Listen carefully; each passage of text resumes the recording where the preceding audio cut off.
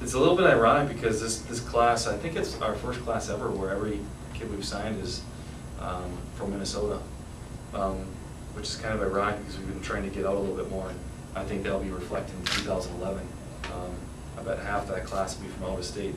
But all our players were local. They're Minnesotans within the state. Most of them were Twin Cities kids. And I really think the class brings a variety of skill sets and athleticism. We've been trying, every year we try to get a little bit more athletic.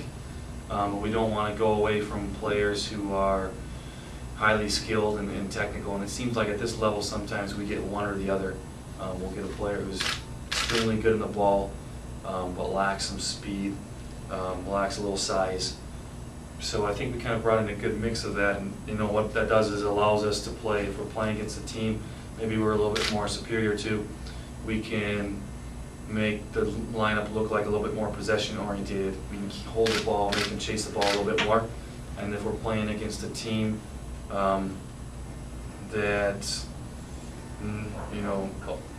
basically necessitates us having speed and athleticism, we can have that type of look too. So I think this class helps us diversify the way we play a little bit more. Any questions? Can you speak about Bronwyn specifically being the hometown girl? Yeah, we all, one thing that we like to do at Bemidji State is we like to have face in the community, and we do that a lot through camps and clinics. We have a winter clinic going on right now that runs 6 weeks. We run a camp in the summer, so we feel like we invest in some of the young kids in the community, and we like to allow locals to have an opportunity. If they're at that level where they could fit in here, to have an opportunity to come into our program and to try.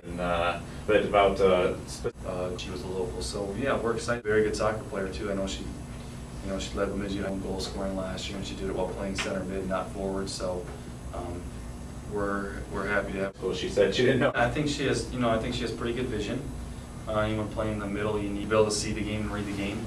Your center mid is kind of like your quarterback or your point guard, and just kind of gives some different analogies there. But she has good vision, and she has a pretty good first touch, pretty good leg strength. And those are some of the attributes that attracted us to her. Which of the players on the list, which of the ones are going to be stepping in right away, you think, making an impact as freshmen?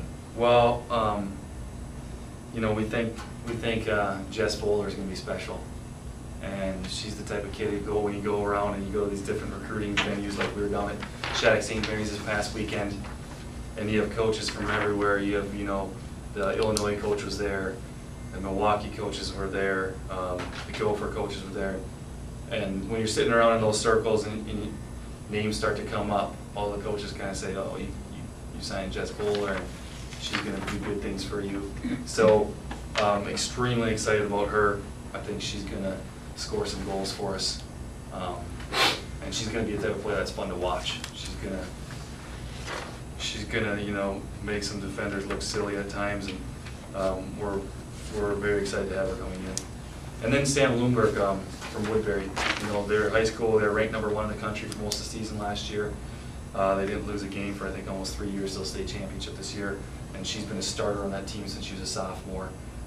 She's played at an extremely high level. She'll be able to step in, and D2 is not going to, in terms of level play, Division II is not going to be a problem for her. So she'll be ready to make an impact early too. An extremely smart player, very smart player, pretty athletic. And we're obviously very excited about her. Go ahead. Anyone else? Why don't you talk about the other signees you haven't covered yet? Yeah, I'll kind of go down the list. Stephanie Shallis, she came up to a clinic we had a kind of a one-day clinic here, and she came up to it, and she was a player who, her high school team, maybe didn't have the best results, so she didn't see a lot of the ball high school, so she wasn't kind of out there in coach's eyes, but when we got her here and you can see her up close, she's very fast, very quick, pretty good 1v1. She could strike the ball with both feet. So we kind of felt like we were able to bring someone in that not too many other people kind of know about, which is important for our program. We have to dig under rocks and scrape and, you know, to find players sometimes. Although that's beginning to change. I think Bemidji State University athletics is growing. I think there's been a lot of good stuff with the BREC. Our football program has been great for years, and so I think we are getting more name notoriety, which is making it easier. More and more kids are writing to us, but we still dig and scrape around from time to time. And she was one of those kids that we were able to turn over a rock and find. And I think down the road she could be a good player. Elizabeth Erickson is kind of the same way. Club team she played for, ironically, they just qualified to go Premier this year. In the past, it played C1, so you don't get a lot of college coaches looking there. And she played goalkeeper in high school. So instead of, you know, being on the state scoring leaders and having people maybe kind of look at her, she's sitting there playing goalkeeper. And same thing, she came up to our clinic and we were like, wow. A couple other college coaches were working at the same thing, like holy cow type of thing. And so she's another player who we think nobody's really heard about, known about, and you know, in 2 years from now, she could do some good things for us. And then Maria McLeod, she's another White Bear Lake kid. Sam Bowler's from White Bear Lake too, but Sam played for Hill Murray High School. Maria played at Cretan Durham Hall, but very skilled, great touch, good vision. She can pass the ball extremely well. You know, she's the type of player that if you need your tempo to slow down, she can slow the tempo down, or she can, you know, start your counter attack quickly. But very cerebral player, will play her in the middle of the park. She's kind of one of those like coaches on the field type of players that can actually kind of feel the game and do things that you need your player to do. I think, did I miss anyone? I think that's it. Danielle Steele. Oh, Danielle Steele. Okay, yeah, Danielle Steele. She played for PSA. I think they had won this Minnesota State Cup 4 years in a row for club.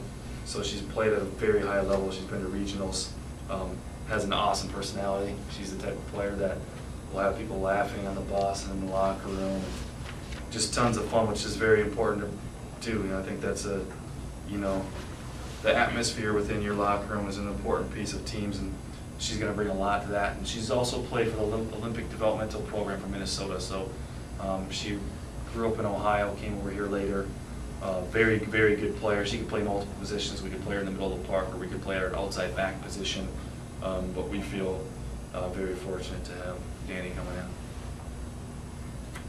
Do you think this class will be able to elevate you kind of to that next level?